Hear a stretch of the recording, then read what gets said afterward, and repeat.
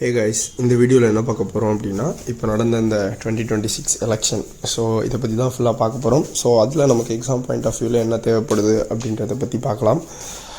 So நமக்கு மொத்தம் எத்தனை தொகுதிகள், எத்தனை கான்ஸ்டியூவன்சிஸ் இருக்குது அப்படின்னா 234. ஓகேவா? அதில் வந்துட்டு ரிசர்வ்டு கான்ஸ்டியூவன்சிஸ் எவ்வளோ அப்படின்னா, எஸ்சி பிரிவினருக்கு 44ம் எஸ்டி பிரிவினருக்கு 2 இருக்குது. மொத்தமாக 46 ரிசர்வ்டு கான்ஸ்டியூவன்சிஸ். ஸோ இப்போது இந்த 2026 எலெக்ஷனில் ஸோ இந்த எஸ்ஐஆர்லாம் முடிஞ்சதுக்கப்புறம் எத்தனை ஓட்டர்ஸ் இருந்தாங்க அப்படின்னா 5.73 crores, அதாவது 5,73,43,291 ரிஜிஸ்டர்டு ஓட்டர்ஸ் இருக்காங்க. ஓகேவா? இப்போது புதுசாக இந்த வருஷம் ஜாயின் ஆனவங்க நியூ ஓட்டர்ஸ், அந்த 18-19 ஏஜ் கேட்டகிரி, அவங்க எவ்வளோ அப்படின்னா 14.59 lakh. ஸோ இது வந்துட்டு அப்ராக்சிமேட்டாக ஒரு 2.5% இருக்கும். அடுத்து யூத்ஸ் 18 to 29 அந்த ஏஜ் கேட்டகிரியில் இருக்கவங்க வந்துட்டு 1.22 crore. இது ஒரு 21.2% டோட்டல் ஓட்ஸில். அடுத்து மேல் ஓட்டர்ஸ் பார்த்தீங்க அப்படின்னா 2.80 crore. ஸோ இது வந்துட்டு 48.9%. அதே மாதிரி ஃபீமேல் ஓட்டர்ஸ் பார்த்தீங்க அப்படின்னா 2.93 crore. ஸோ இது வந்துட்டு 51.1%. அடுத்ததாக தேர்ட் ஜெண்டர் ஓட்டர்ஸ் அவங்க பார்த்தீங்க அப்படின்னா 7,728. இது 0.013%. ஓகேவா? ஸோ இப்போ இந்த 2026 எலெக்ஷனில் எவ்வளோ ஓட்ஸ் போலாக இருக்குது அப்படின்னா 4,87,98,833, அதாவது 85.10%. ஸோ 2021 எவ்வளோ பர்சன்டேஜ் ஆஃப் ஓட்ஸ் போலாக இருந்துச்சு அப்படின்னா 72.7%. ஸோ இந்த எலெக்ஷனில் மொத்தம் எத்தனை பார்ட்டிஸ், எத்தனை கட்சிகள் அப்படின்னு பார்த்தீங்கன்னா 106 கட்சிகள். மொத்தம் எத்தனை கேண்டிடேட்ஸ், வேட்பாளர்கள் நின்னாங்க எல்லா கட்சியையும் சேர்த்து அப்படின்னா 4,023 வேட்பாளர்கள். ஓகேவா? ஸோ அடுத்ததாக சும்மா ஜென்ரலாக என்னென்ன பார்ட்டிஸ் எவ்வளோ சீட்ஸ் ஜெயிச்சிருக்காங்கன்னு பார்க்கலாம். டிவிகே வந்துட்டு 108 சீட்டும், அப்புறம் டிஎம்கே கூட்டணி வந்துட்டு 73 சீட்டு, ஏடிஎம்கே கூட்டணி வந்துட்டு 53 சீட் ஜெயிச்சிருக்காங்க. ஸோ இதில் மெஜாரிட்டி அப்படின்னா 50% ஆஃப் சீட்ஸ் +1, அதாவது நம்ம தமிழ்நாட்டுக்கு 234 தொகுதி அப்படின்றதுனால 118 தொகுதி தேவைப்படும். ஓகேவா? ஸோ டிஎம்கே அலைன்ஸில் யாரெல்லாம் இருந்தாங்க அப்படின்னா டிஎம்கே, இந்தியன் நேஷனல் காங்கிரஸ், அப்புறம் டிஎம்டிகே, விசிகே, சிபிஐஎம், அப்புறம் ஐயுஎம்எல். இப்போ வந்துட்டு காங்கிரஸ், அப்புறம் விசிகே, சிபிஐ, அப்புறம் ஐயுஎம்எல் எல்லாமே லெஃப்ட் ஆகி டிவிகேல ஜாயின் பண்ணிட்டாங்க. ஸோ ஏடிஎம்கே அலைன்ஸ் யாருன்னு பார்த்தீங்க அப்படின்னா ஏடிஎம்கே, பிஜேபி, பிஎம்கே, ஏஎம்எம்கே. ஓகேவா?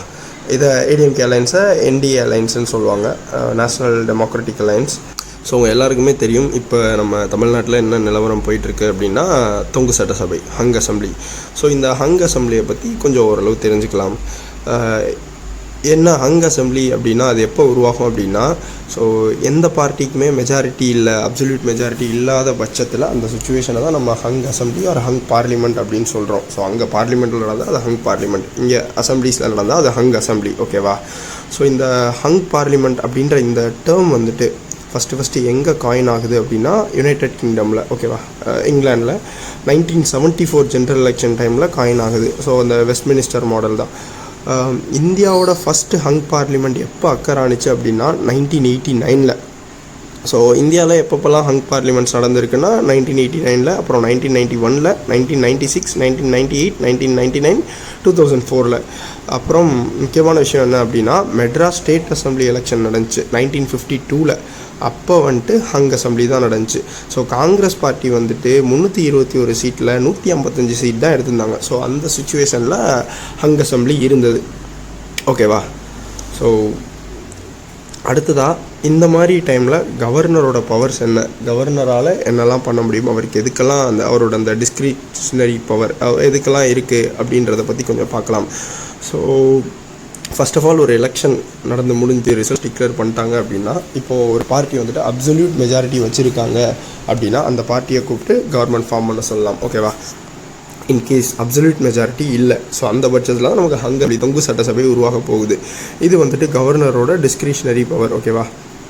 அதாவது எந்த பார்ட்டிக்குமே மெஜாரிட்டி இல்லை, அப்போது என்ன பண்ணுவாங்க அப்படின்னா லார்ஜஸ்ட் மார்ஜின் இருக்க பார்ட்டி, அதாவது the party with maximum number of seats, அவங்கள கூப்பிட்டு நீங்கள் வந்துட்டு கவர்மெண்ட் ஃபார்ம் பண்ணி மெஜாரிட்டி ப்ரூவ் பண்ணுங்கள் அப்படின்னு சொல்ல வேண்டியது தான் கவர்னரோட வேலை. ஸோ அவங்க வந்துட்டு ஃப்ளோர் டெஸ்ட், அசம்பிளியில் நடக்கக்கூடிய ஃப்ளோர் டெஸ்ட்டில் மெஜாரிட்டி ப்ரூவ் பண்ணணும். ஸோ இப்போ நம்ம அசம்பிளியில் வந்துட்டு தமிழக வெற்றி கழகம் 108 சீட்ஸ் வச்சு லார்ஜஸ்ட் மார்ஜின் பார்ட்டியாக இருக்காங்க. ஸோ அவங்கள கூப்பிட்டு மெஜாரிட்டி ப்ரூவ் பண்ண சொல்லணும். இதுதான் ப்ரொசீஜர், நம்ம கான்ஸ்டியூஷனில் இதுதான் இருக்குது. ஒருவேளை அவருக்கு எந்த கட்சியும் ஆதரவு தெரிவிக்கலை, அவரால் வந்துட்டு மெஜாரிட்டி ப்ரூவ் பண்ண முடியலை அப்படின்ற பட்சத்தில் என்ன பண்ணலாம், அவரோட அடுத்த பவர் என்ன அப்படின்னு பார்த்தோன்னா, ஸோ அவர் வந்துட்டு அடுத்ததாக ஒரு கட்சி இருக்கும்ல, த செகண்ட் லார்ஜஸ்ட் பார்ட்டி, ஓகேவா, அந்த லார்ஜஸ்ட் பார்ட்டிக்கு அடுத்து ஒரு பார்ட்டி வந்துட்டு இன்னும் அதிகமான சீட்ஸ், அவங்களோட கம்மியாக சீட்ஸ் வச்சுருப்பாங்களே, அவங்கள கூப்பிட்டு கவர்மெண்ட் ஃபார்ம் பண்ண சொல்லணும். இன்கேஸ் யாராலையுமே, so if no one proves the majority, அப்போது கவர்னர் என்ன பண்ணலாம் அப்படின்னா, he can impose the president's rule, அதாவது ஆர்டிக்கிள் 356 இதை பயன்படுத்தி ஸ்டேட்டில் வந்துட்டு பிரசிடென்ட் ரூல் போட்டுருவாங்க. ஓகேவா, அந்த பிரசிடென்ட் ரூல் போட்டு அதுக்கப்புறம் 6 மாதத்தில் அவங்க வந்துட்டு எலெக்ஷன் வைக்கணும், ரீஎலெக்ஷன் வைப்பாங்க. ஸோ இப்போது அடுத்ததாக வந்துட்டு இது ரிலேட்டடான கேசஸ் கமிஷன்ஸ் பற்றி பார்க்கலாமா. ஸோ எஸ்ஆர் பொம்மை கேஸ், அந்த எஸ்ஆர் பொம்மை வழக்கு வந்துட்டு 1994 நடக்கும். ஓகேவா, அடுத்து ரமேஸ்வர் பிரசாத் கேஸ் 2006. அந்த எஸ்ஆர் பொம்மை வழக்குன்றது கர்நாடகா சிஎம், அதுக்கப்புறம் ரமேஸ்வர் பிரசாத்ன்றது பீகாரில். அடுத்ததாக சிவராஜ் சிங் சௌஹான் கேஸ் 2020.